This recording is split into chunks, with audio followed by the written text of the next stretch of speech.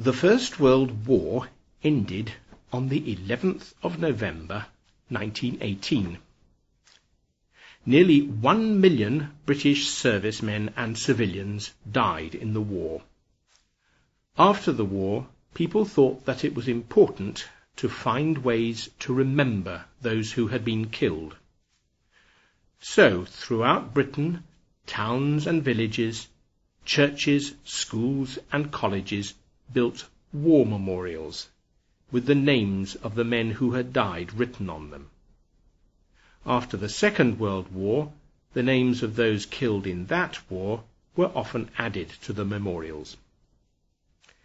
It was also decided that the 11th of November should be observed every year as Remembrance Day.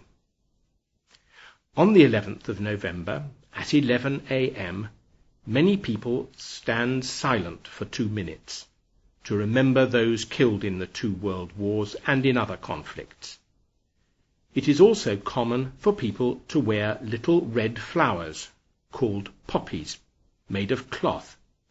Real poppies flowered all over the battlefields in Flanders in the First World War, because the destruction caused by the fighting created good conditions for them. The red poppy has become Britain's national symbol for Remembrance Day.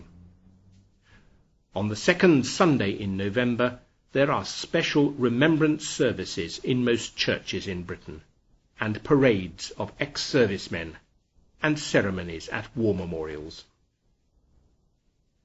For a time in the 1960s and 1970s, Remembrance Day became less important.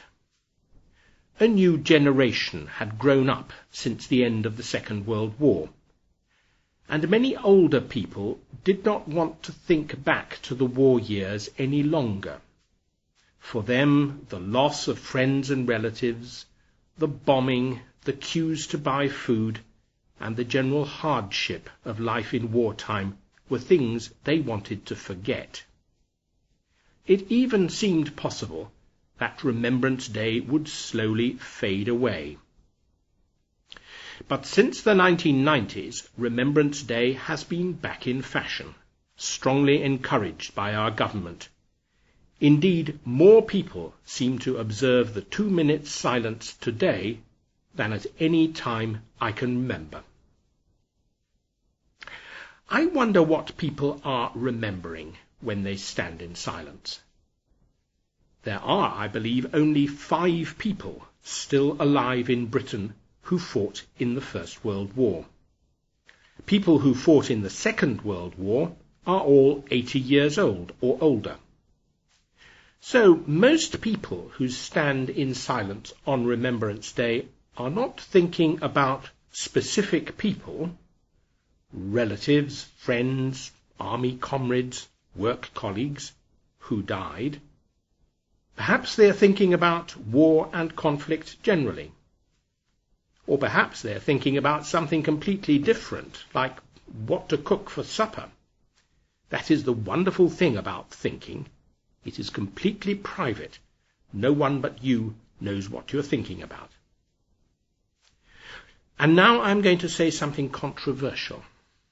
That means something which some people may disagree with strongly.